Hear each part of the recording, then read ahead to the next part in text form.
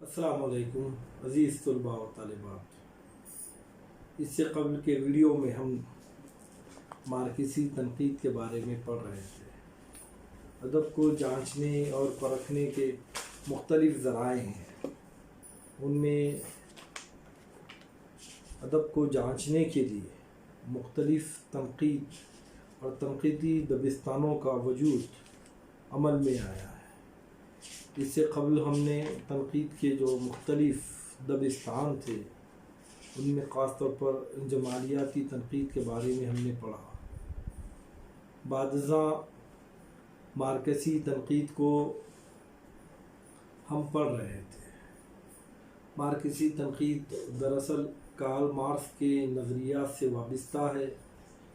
Karl Marx کے جو نظریات تھے ان نظریات کے زیر اثر مارکسی تنقید وجود میں آئی تھی۔ تنقید کے یوں تو مختلف دبستان اپنی اپنی جگہ اہمیت رکھتے ہیں اور اپنے اپنی نظریے سے ادب کو جانچنے اور پرکھنے کی کوشش کرتے ہیں، اور ان نظریات پر ادب کو اس کی کسوٹی پر پرکھتے ہیں، جانچتے ہیں اور اس کا ایک معیار متعین کرتے ہیں، معین کرتے ہیں۔ بالکل اسی طرح مارکسی تنقید میں بھی مارکسی اصولوں کی بنیاد پر نظریات پر ادب کو جانچا اور پرکھا جاتا ہے۔ کارل مارکس ایک ایسا نام ہے جس کو پوری دنیا پہچانتی ہے۔ پوری دنیا کارل مارکس کے نظریات سے واقف ہے۔ کارل مارکس کے اثرات، اس کی نظریات، اس کی سوچ، اس کی فکر کا دائرہ اس کے اپنے ملک تک ہی محدود نہیں تھا۔ کارل مارکس دراصل یہ مارکسی تنقید کی جس نے بنیاد رکھی تھی، اس کا تعلق جرمنی سے تھا۔ یہ جرمن کا ایک مفکر تھا۔ اس کے نظریات سے نہ صرف ہندوستان، نہ صرف جرمن، نہ صرف روس، رشیا، بلکہ پوری دنیا متاثر ہوئی تھی۔ اور یہ اس دور کی شخصیت ہے جس دور میں پوری دنیا غلامی کے دور سے گزر رہی تھی۔ ایسے میں کارل مارکس کے نظریات کا عوام تک پہنچنا اور عوام کو ان نظریات کا پسند آنا کوئی بہت بڑی خاص بات نہیں ہے، کیونکہ اس نے اپنے جو نظریات پیش کیے تھے وہ سرمایہ داری کے خلاف پیش کیے تھے۔ لہذا تنقید کے مارکسی دبستان کو دنیا ادب میں بہت جلد مقبولیت حاصل ہو گئی۔ کارل مارکس کے جو نظریات تھے اس سے نہ صرف سیاست متاثر ہوئی بلکہ ادب میں بھی وہ نظریات جو ہے چلے آئے، اور ادب میں اس کو بہت زیادہ مقبولیت حاصل بھی ہوئی۔ ہر ملک و قوم میں اس کے حامی و ہم نوا بڑی تعداد میں پیدا ہوئی۔ لیکن کہا جاتا ہے کہ کوئی چیز جتنی تیزی سے اوپر جاتی ہے اتنی تیزی سے وہ اس سے نیچے بھی آ جاتی ہے۔ جس زور و شور سے مارکسی نظریات کا کارل مارکس کے نظریات کی حمایت ہوئی تھی، اتنی ہی زور و شور سے اس کی مخالفت بھی کی گئی، اس کی مخالفت بھی ہوئی۔ اسی شد و مد سے اس کی مخالفت بھی جو ہے ان نظریات کی دنیا میں ہوئی، کیونکہ ادب کا سب سے پہلا مقصد ہوتا ہے کہ قاری کو مسرت پہنچائے، پڑھنے والا اس سے لطف اندوز ہو، ادب کے اندر ادبیت ہو، نہ ہی کہ مقصدیت ہو۔ اور مارکسی نظریات ایک مقصدیت کا درجہ رکھتے ہیں۔ مارکسی تنقید اس کے اپنے اصول، اس کے اپنے مقاصد کے تحت جو ہے منظر عام پر آئے۔ ایسے میں ادب کا مجروح ہونا لازمی سی بات تھی۔ ہاں، یہ اور بات ہے کہ کوئی نئی چیز جب وجود میں آتی ہے تو لوگوں کی سوچ، فکر اور توجہ اس کی طرف بہت زیادہ ہوتی ہے اور بہت زیادہ اس کو لوگ پسند بھی کرتے ہیں۔ لیکن جیسے جیسے وقت گزرتا ہے اور وہ چیز مکمل طریقے سے عیاں ہوتی ہے تب وہ چیز کے منفی پہلو بھی ہمارے سامنے آ جاتے ہیں۔ ویسا ہی مارکسی تنقید کے ساتھ بھی ہوا۔ مارکسی تنقید دراصل کچھ اور نہیں ہے بلکہ کارل مارکس کے نظریات پر مبنی ایک فلسفہ ہے، ایک سوچ ہے، ایک فکر ہے۔ تو جب اس کے منفی پہلو سامنے آئے تو جس پیمانے پر اس کے حامی، اس کے ہم نوا جس تعداد میں منظر عام پر آئے تھے اتنی ہی زیادہ اس کی مخالفت بھی کی گئی۔ مارکسی تنقید کا وہ دبستان مراد ہے جو کارل مارکس کے نظریات کا علم بردار ہے، یعنی مارکسی نظریات میں کارل مارکس کے نظریات کو شامل کیا گیا، یا یوں کہا جا سکتا ہے کہ کارل مارکس کے نظریات کی بنیاد پر مارکسی تنقید کی اینٹ رکھی گئی، عمارت تعمیر کی گئی۔ ادب و شعر کو مارکسی افکار کے کسوٹی پر پرکھنا جو ہے وہ مارکسی تنقید کہلاتا ہے۔ کارل مارکس نے جو اصول و ضوابط قرار دیے تھے، مارکسی تنقید نے جن اصولوں کی بنیاد رکھی تھی، ان اصولوں پر ادب کو جانچنا اور پرکھنا جو ہے وہ مارکسی تنقید کہلاتی ہے۔ کارل مارکس دراصل یہ 19ویں صدی کا ایک جرمن مفکر تھا۔ اس نے ایک کتاب لکھی تھی اور اس کتاب کا نام تھا سرمایہ۔ اس کتاب میں اس نے اپنے خیالات کو پیش کیا تھا، اپنے نظریات کو پیش کیا تھا، اور اس کے خیال کے مطابق، اس کے نظریے کے مطابق پوری کائنات، پوری انسانیت، پورا سماج دو حصوں میں، دو طبقوں میں بٹا ہوا ہے۔ ایک طرف سرمایہ دار ہیں جو پوری دنیا میں چھائے ہوئے ہیں، وہ اپنی دولت کے بلبوتے پر پوری دنیا پر حکمرانی کر رہے ہیں۔ تو دوسری طرف انسانیت کا یہ جو دوسرا حصہ ہے اس کو ہم مظلوم کہتے ہیں، وہ مزدور طبقہ ہے۔ وہ طبقہ جو دولت مند ہے، دولت کے نشے میں چور ہے، دولت کے سرور میں ہے، وہ طبقہ کارل مارکس کے نزدیک سرمایہ دار کہلاتا ہے، جو اپنی دولت کا استعمال کرتا ہے اور اس دولت کے بلبوتے پر مزدوروں سے ہر وہ کام، محنت اور بہت سارے ان کی طاقت سے زیادہ کام لے کر اس کا فائدہ جو ہے بذات خود حاصل کر لیتا ہے۔ لہٰذا کارل مارکس کے نزدیک ایک طرف سرمایہ دار ہیں تو دوسری طرف مزدور ہے، اور مزدور ایک ایسا طبقہ ہے جس کو ہم مظلوم کہہ سکتے ہیں، جس پر ظلم کیا گیا ہے۔ محنت کرنے والا، محنت کش طبقہ ہے، اس پر ظلم کس نے کیا؟ سرمایہ دار لوگوں نے، سرمایہ کا استعمال کر کر ان کو ان کی طاقت سے زیادہ محنت اور مزدوری لے کر، ان سے کام لے کر، اور وہ جب کام کرتے ہیں فیکٹری میں اور اس سے جو کچھ بھی منافع حاصل ہوتا ہے وہ منافع خالص جو ہے سرمایہ دار حاصل کرتا ہے۔ اس کے عوض میں مظلوم کو کیا ملتا ہے؟ اس کے عوض میں مزدور کو کیا ملتا ہے؟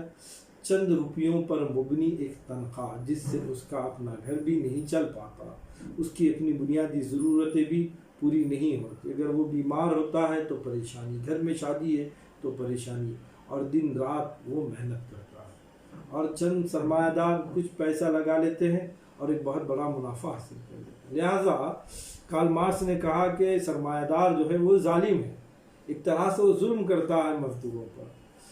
سرمایہ دار اس کی محنت کا پھل کھا لیتا ہے اور اس کی مجبوری کا فائدہ اٹھا کے اپنی دولت کو جمع کرتا ہے، اپنی دولت کے ذخیرے میں اضافہ کرتا ہے۔ 1867 عیسوی میں کارل مارکس نے ایک اعلان نامہ شائع کیا تھا، اور اس اعلان نامے میں اس نے ساری دنیا کے مزدوروں کو ایک پیغام دیا تھا، ایک میسج دیا تھا، اور وہ میسج کیا تھا کہ ساری دنیا کے مزدور ایک ہو جائیں اور ایک ہو کر اپنی طاقت سے، سچائی کی، محنت کی، ایمانداری کی طاقت سے غلامی کی زنجیروں کو توڑ پھینکیں۔ اور یہ غلامی کی زنجیریں توڑ پھینکنے کی دعوت کارل مارکس نے 1867 میں دی تھی۔ اس اعلان نے ساری دنیا میں ایک طرح سے آگ لگا دی تھی، بے چینی کا ماحول تھا پیدا کر دیا تھا۔ محنت کش اپنا حق چھیننے کے لیے اٹھ کھڑے ہوئے۔ مزدوروں کو احساس ہوا کہ بھئی ہم تو بہت محنت کرنے والے لوگ ہیں، ہمارے ہی بلبوتے پہ پوری کائنات चल रही है, फैक्ट्री चल रही है, किसानों को एहसास हुआ कि हमारे बलबूते पर जो है ये ज़मींदार जो है फ़ायदा उठा लेता है।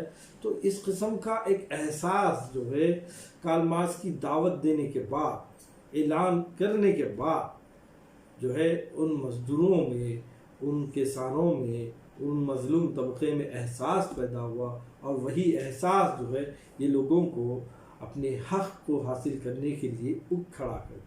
उठ बैठे वो लोग अपने मकसद को हासिल करने के लिए। मज़दूरों के हक़ में इनकलाब का रास्ता दिखाने वाला मुल्क, मज़दूरों की ज़िंदगी में इनकलाब पैदा करने वाला मुल्क, दुनिया का पहला मुल्क रूस था। वहाँ पर 1917 में लेनिन की रहनुमाई में मज़दूर तहरीक चलाई गई।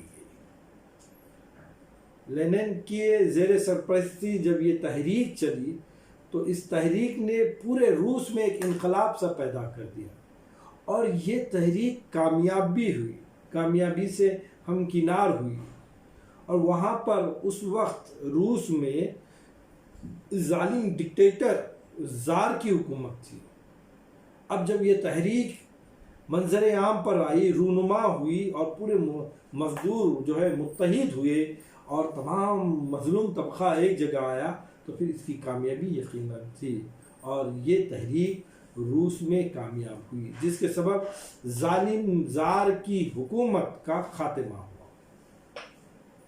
अब इस हुकूमत का खात्मा होने के बाद हुकूमत की बागडोर मज़दूरों और मेहनत कशों के हाथ में आ गई 1917 में। किस मुल्क में? रूस में। अब वहाँ पे ज़ार की हुकूमत ख़त्म हो गई, और अब वो मुल्क के रहनुमा, रहबर, मुल्क को चलाने वाले और मुल्क की बागडोर, मुल्क की किस्मत किन लोगों के हाथ में आ गई? मेहनत कश लोगों के हाथ में आ गई। और ये जो इनकलाब रूनुमा हुआ रूस के अंदर, और जो ज़ार की हुकूमत वहाँ पर ख़त्म हुई, उसने सारी दुनिया को चौंका दिया। इस इनकलाब से सारी दुनिया जो है अचंभे में आ गई, और पूरी दुनिया में जो मज़लूम तबका था, जो मज़दूर तबका था, जो किसानों का तबका था, उनमें भी एक हौसला पैदा हो गया। क्या हौसला पैदा हो गया? कि भाई जब रूस में जब इनकलाब आ सकता है, रूस में जब जालिम हुकूमत को उखाड़ फेंका जा सकता है, रूस की हुकूमत की बागडोर जब मज़दूर और मेहनत कशों के हाथ में आ सकती है, तो फिर यहाँ पे क्यों नहीं हो सकता? अवाम के हौसले बुलंद हो गए। देखिए, अवाम जो होती है, अवाम के अंदर मुख्तलिफ़ किस्म के लोग होते हैं। डॉक्टर होते हैं, इंजीनियर होते हैं, चोर होते हैं, शरीफ होते हैं, गरीब होते हैं, हर किस्म के लोग होते हैं। शायर होते हैं, अदीब होते हैं, और इन अवाम के मजमूए में शायर वो अदीब आम लोगों की बनिस्बत ज़्यादा हसास होते हैं। उनका ज़्यादा मुताला होता है समाज से, वो समाज की डिटेल गहराई से स्टडी करते हैं, लिहाजा उनकी हिस्स, उनके एहसासात वो बड़े ज़िंदा होते हैं। समाज में होने वाली जो कुछ भी चेंजेस हैं, तब्दीलियाँ हैं, या जो कुछ भी हालात रूनुमा होते हैं, उनसे बहुत ज़्यादा उन चीज़ों को बहुत ज़्यादा महसूस करने वाला अगर समाज में कोई तबका होता है, तो वो शायर, वो अदीब का होता है।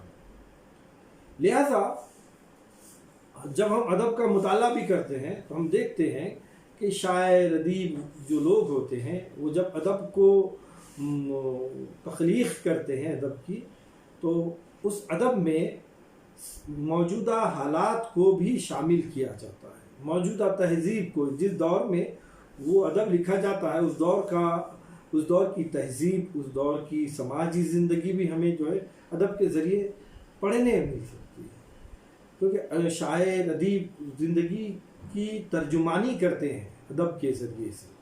अब ज़ाहिरी बात है, जब एक ऐसा माहौल पैदा हो जिसमें मज़लूम तबका उठ खड़ा हुआ है जालिम के ख़िलाफ़ अपने हक़ को हासिल करने के लिए, तो यकीनन इससे शायर व अदीब भी बहुत ज़्यादा मुतासिर हुए। उन्होंने महसूस कर लिया कि मज़लूमों की हिमायत करना बेइंतहा ज़रूरी है। मज़लूमों की हिमायत कर ली जाए तो इसका मुफीद नतीजा भी हासिल हो सकता है। इस ख़याल ने अदब के जो मार्क्सी नज़रियात थे, ان نظریات کو ادب پر متاثر کیا۔ جو مارکسی نظریات تھے، کارل مارکس کے جو نظریات تھے، ان کارل مارکس کے نظریات کو مختلف شاعر و ادیبوں نے پڑھا اور ان کے اندر یہ احساس پیدا ہوا کہ مظلوم عوام کی حمایت حاصل کرے، تب کہیں جا کر اس کا ایک مفید نتیجہ نکل سکتا ہے۔ لہٰذا تقریباً سب نے کہہ رہا ہوں، تقریباً ادباء و شعراء نے مارکسی نظریات کو فروغ دینے کا ارادہ کیا، اور اسی کے تحت مارکسی ادبستان کو جنم ہوا، اور اسی کے تحت کارل مارکس کے نظریات ادب میں فروغ پاتے گئے، بڑھتے گئے۔ اب ہمیں یہ دیکھنا ہے کہ مارکسی نظریات جو ہیں، مارکسزم جو ہے، وہ شاعر و ادیب سے کیا مطالبہ کرتا ہے، وہ کیا چاہتا ہے کہ ادب میں کیا ہو، شاعر کس قسم کی باتوں کا اظہار کرے، کیا شاعر حسن و جمال کا اظہار کرے، کیا شاعر زمانے کی خوبصورتی کا اظہار کرے، یا ان مظلوم لوگوں کی حمایت کرے، ادیب کیا کرے، عشق و محبت کی باتوں کا اظہار کرے، بادشاہوں کی کہانی کی ترجمانی کرے، یا موجودہ حالات پر مبنی جو ہے ادب کو تخلیق دے۔ اب یہ مارکسزم کے جو خیالات تھے، جو نظریات تھے، وہ ادب میں کس طرح آئے، ادیب و شعراء نے ان نظریات کو کس طرح فروغ دیا، مارکسزم کا جو مطالبہ تھا کیا ادب نے اس کو پورا کیا، یہ تمام باتوں کو انشاءاللہ تعالی عزیز ہم دوسری ویڈیو میں یا دوسرے لیکچر میں پڑھیں گے۔ آج کے لیے اتنا ہی کافی ہے، شکریہ۔